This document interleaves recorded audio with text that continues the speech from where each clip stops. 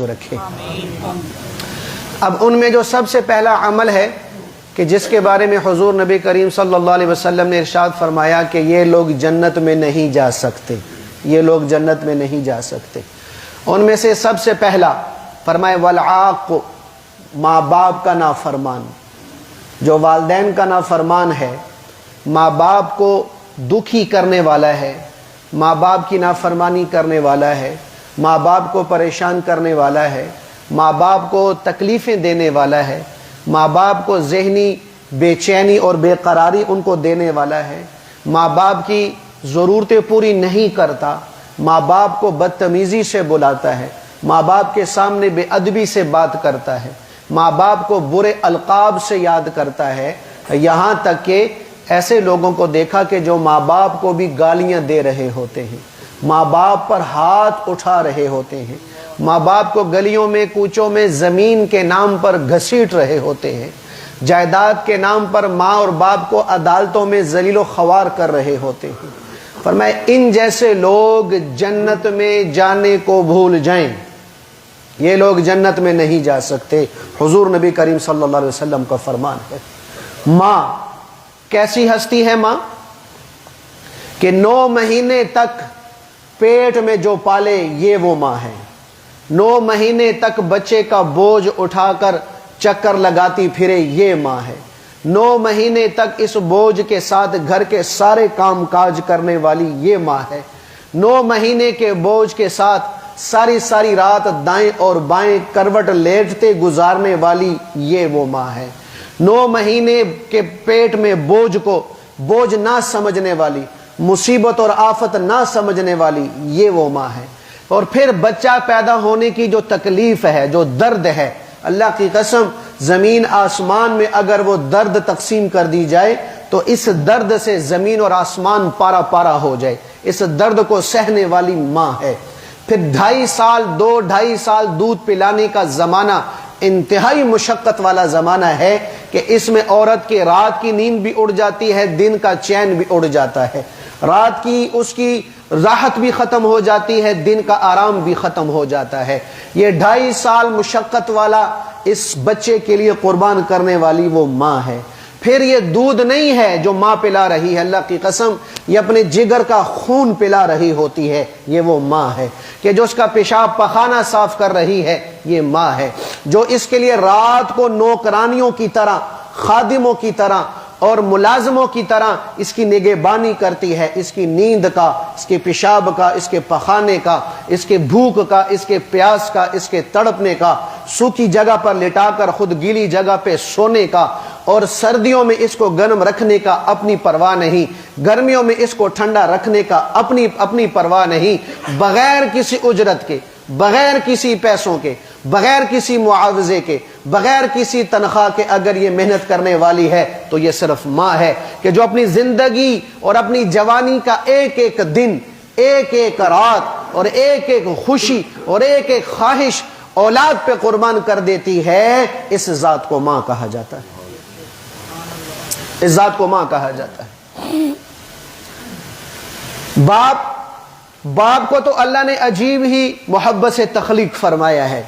عموماً ماں اپنی محبت کا اظہار بیٹے سے کرتی رہتی ہے تو یوں لگتا ہے کہ جیسے بیٹے سے ماں ہی کو محبت ہے، باپ کو محبت نہیں، حالانکہ باپ کے اندر اللہ نے محبت کا مادہ اولاد سے زیادہ رکھا ہے، باپ کی پریشانی ماں کی پریشانی سے زیادہ ہے، باپ کی محبت ماں کی محبت سے اولاد سے زیادہ ہے، لیکن باپ میں اللہ نے یہ صفت رکھی ہے کہ یہ اپنی محبت کا اظہار نہیں کرتا، اپنے دکھ کا اظہار نہیں کرتا، اپنی تکلیف کا اظہار نہیں کرتا، اپنی پریشانیوں کا اظہار نہیں کرتا کہ میں تو پریشان ہوں، اگر میں نے ان کو بتا دیا تو ان کی پریشانی بھی بڑھ جائے گی، یہ میری وجہ سے پریشان ہوں گے، لہٰذا باپ سب کچھ خود ہی برداشت کر لیتا ہے، بیٹے کے سامنے دکھ درد بیان نہیں کرتا، بیوی کے سامنے دکھ درد بیان نہیں کرتا کہ میری وجہ سے ان کے دکھ میں بے چینی میں اضافہ نہ ہو، یہ راحت کے ساتھ سکون اور خوشی کے ساتھ زندگی گزار رہے ہیں، ان کی زندگی کی گاڑی چلنی چاہیے، نہیں تو آنکھ کھول کر دیکھو کہ ریڑھی چلانے والا باپ ہے، آنکھ کھول کر دیکھو تگاری اٹھانے والا باپ ہے، آنکھ کھول کر دیکھو 100 اینٹ کندھے پر لاد کر تیسری منزل پہ چڑھنے والا وہ باپ ہے. آنکھ کھول تو دیکھ کہ تپتی ہوئی گرم دھوپ کے اندر جسے پانی کا ہوش نہیں, پیاس اپنی بجھانے کا ہوش نہیں, یہ باپ ہے. کہ جو آگ کے سامنے آگ سے لڑ رہا ہوتا ہے وہ باپ ہے. جو ملازموں میں رہ کر مالکوں کی کڑوی کسیلی سننے والا ہوتا ہے یہ باپ ہے. اور جو منو من مٹیوں کے نیچے کام کر رہا ہے یہ باپ ہے.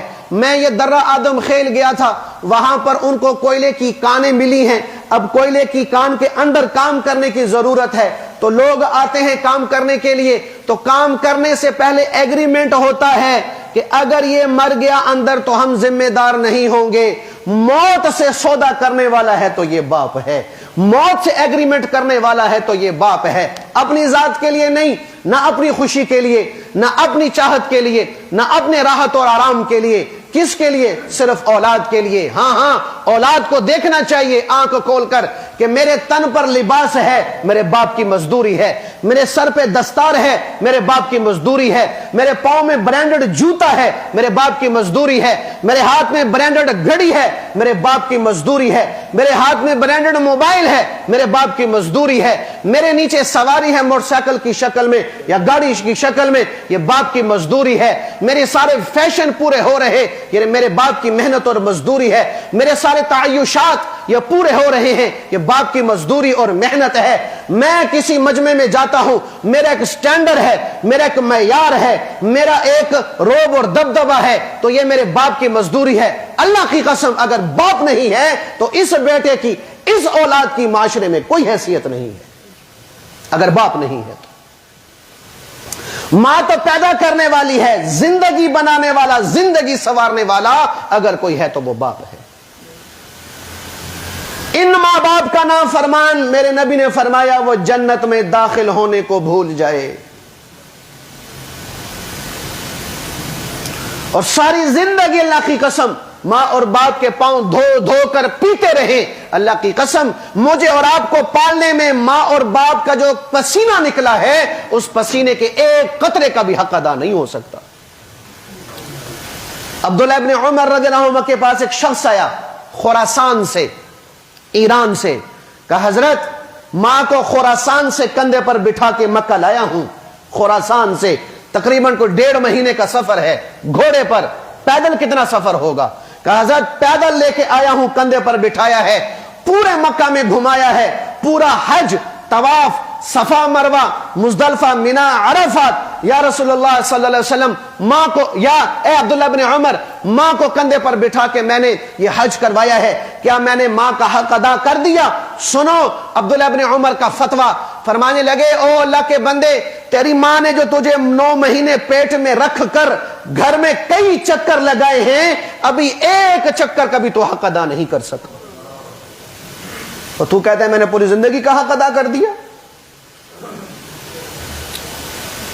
اللہ اکبر. ماں باپ زندہ ہیں, اللہ اکبر. حضور نے ارشاد فرمایا تیرے لیے جنت کے 2 دروازے ہیں. معاویہ بن ایاس رحمت اللہ علیہ, ماں کا انتقال ہو گیا, رو پڑے. کسی نے پوچھا حضرت کیوں رو رہے ہو؟ کہا میرے لیے جنت کے 2 دروازے کھلے تھے, آج ایک دروازہ بند ہو گیا, اس پہ رو رہا ہوں. ماں چلی گئی, ایک دروازہ بند ہو گیا. تو اس لیے بھئی ماں باپ زندہ ہیں, اللہ کا واسطہ قدر کرو, ادب کرو, احترام کرو, محبت کرو, اور ان کے ساتھ شفقت والا معاملہ کرو. ان کے سامنے اپنے آپ کو بچھا دو, ان کی ضرورتیں ڈھونڈ ڈھونڈ کر ان کی زبان پہ آنے سے پہلے پوری کرو. قیامت تو یہ ہے کہ ماں اور باپ اولاد سے اپنی ضرورت کو پورا کرنے کے لیے زبان سے ایسے الفاظ نکالنے کی کوشش کر رہے ہوتے ہیں کہ ہماری زبان سے ایسا کوئی لفظ نہ نکل جائے کہ جو ہمارے بیٹے کو برا لگے اور ہمیں وہ ڈانٹ دے, ہمیں جھڑک دے. ماں باپ وہ الفاظ سوچنے پہ مجبور ہوئے پڑے ہیں. اولاد چاہے جائے کہ ماں باپ کی ضرورت کو زبان پہ لانے سے پہلے پورا کر سکے, یہ تو بڑی دور کی بات چلے گی بھائی. 5 بیٹے ہیں, 1 ماں ہے, 1 ماں 5 بیٹوں سے نہیں سنبھل رہی. 6 بیٹوں سے 1 باپ نہیں سنبھل رہا. یہ ہمارے معاشرے کا المیہ ہے، یہ ہمارے معاشرے کا سلگتا ہوا انگارہ ہے جو ہر گھر میں جل رہا ہے۔ یا رسول اللہ قیامت کب آئے گی؟ کہ اللہ کو پتا۔ کوئی نشانی؟ فرمایا جب گھر گھر ماں باپ ذلیل ہوں اولاد کے ہاتھوں، خصوصاً بیٹی کے ہاتھوں، سمجھو قیامت آ گئی۔ امام بخاری نے آداب المفرد میں قصہ لکھا کہ ایک شخص قبرستان کے قریب سے گزرے، وہاں کھڑے ہو گئے کچھ ایصال ثواب کرنے کے لیے، دیکھا ایک قبر سے ایک آدمی نکلا، قبر پھٹی، ایک آدمی نکلا، چہرہ اس کا گدھے کا، جسم اس کا انسان کا، چہرہ گدھے کا ہے، جسم انسان کا ہے۔ 3 دفعہ اس نے جو ہے وہ آواز نکالی گدھے کی، پھر اندر، پھر باہر نکلا، پھر 3 دفعہ گدھے کی آواز نکالی، پھر اندر، پھر باہر نکلا، 3 دفعہ گدھے کی آواز نکالی، پھر اندر۔ بڑے پریشان کہ یہ کیا ہو گیا، لوگوں سے معلومات کی، معلومات کرتے کرتے گھر کا پتہ چلا، گھر گیا، دستک دی، اندر سے ایک بوڑھیا ضعیف ماں باہر نکلی، کہ اماں سلام دعا کے بعد عرض کیا کہ وہ فلاں فلاں قبر تیرے بیٹے کی ہے؟ کہا ہاں بیٹا میرے بیٹے کی ہے۔ کہا اماں میں نے تو وہاں یہ دیکھا کہ شکل گدھے کی، جسم انسان کا، گدھے کی آواز نکالتا ہے، اندر چلا جاتا ہے۔ وہ ماں رو پڑی، کہا بیٹا ایسا ہی ہے، جب سے دفن کیا ہے اس کے ساتھ ایسا ہی ہو رہا ہے۔ اماں کیوں؟ اس نے کیا جرم کیا تھا؟ کہ اس کا جرم یہ تھا بیٹا وہ شراب پیتا تھا، میں اس کو منع کرتی تھی کہ بیٹا شراب نہ پی، یہ مسلمانوں کا کام نہیں ہے، یہ حرام ہے۔ فرمایا وہ مجھے کہا کرتا تھا کہ چپ کر جا، گدھے کی طرح بیں بیں نہ کیا کر۔ کہ اللہ نے اس کو یہ سزا دی کہ مرتے ہی شکل بھی گدھے کی بن گئی، آواز بھی گدھے کی بن گئی۔ تو اس لیے بھائی ماں باپ ہیں، قدر کرو اللہ کا واسطہ۔ ناراض ہیں پاؤں پڑ جاؤ، منا لو کسی بھی طریقے سے، ورنہ اللہ کی قسم یہ جہاں بھی برباد ہے وہ بھی برباد ہے۔ دنیا سے انتقال کر گئے ہیں، اللہ توفیق دے ہر جمعے کے جمعے ماں باپ کی قبر پہ جا کے زیارت کرو، ان کے لیے ایصال ثواب کرو۔ نافرمان ہے قیامت کے دن یہ فرما برداروں میں سے اٹھے گا۔ اور ایک حدیث میں آیا، فضائل صدقات میں شیخ زکریا صاحب رحمۃ اللہ نے حدیث لکھی کہ جو جمعے کے جمعے ماں باپ کی قبر پہ جا کے ان کے لیے فاتحہ خوانی کرے گا، اللہ اس کے ماں باپ کی اور اس کی دونوں کی قیامت کے دن بخشش فرمائیں گے۔ اسے ماں باپ کی قدر کرو بھائی۔ میرے اور آپ کے دنیا کے زوال کا ایک سبب یہ بھی ہے کہ الا ماشاءاللہ ہر اولاد سے ماں باپ دکھی ہے، الا ماشاءاللہ سب برابر نہیں ہے۔ جس سے ماں باپ ناراض ہیں، میں کہتا ہوں وہ دنیا کا بڑا سا بڑا پیر بھی پکڑ دے، اس کا مقدر کبھی ٹھیک نہیں ہو سکتا۔ شیخ عبد القادر جیلانی رحمت اللہ کبھی مرید بن جائے، ماں باپ اس کے دکھی ہیں، اللہ کی قسم شیخ صاحب اس کی زندگی کی کشتی کو کنارے نہیں لگا سکتے۔ ماں باپ ہمارے ناراض ہیں، باہر ہم پیروں فقیروں کے پیچھے پڑ رہے ہوتے، ارے تیرا سب سے بڑا پیر تیرا باپ ہے، تیری سب سے بڑی پیرنی تیری ماں ہے، اس کی دعا جو اٹھے گی، میرے نبی نے فرمایا ماں باپ کی دعا اولاد کے لیے ایسے قبول ہوتی ہے کہ سیدھا عرشوں پر پہنچتی ہے، 1 سیکنڈ کے لیے بھی راستے میں کوئی روکنے والا نہیں ہوتا۔ ماں باپ کی دعا ایسی ہے، پیر کی دعا کے حق میں قبول ہو یا نہ ہو اس کی کوئی گارنٹی نہیں ہے۔ ماں باپ کی دعا اولاد کے حق میں قبول ہو، حضور نبی کریم علیہ الصلوۃ والسلام گارنٹی دے رہے ہیں۔ لہذا ان ملنگوں اور تلنگوں اور ننگوں کے پیچھے پھرنا چھوڑ دو، ماں باپ کو راضی کرو، اگر ہیں تو، نہیں ہیں ان کے توبہ استغفار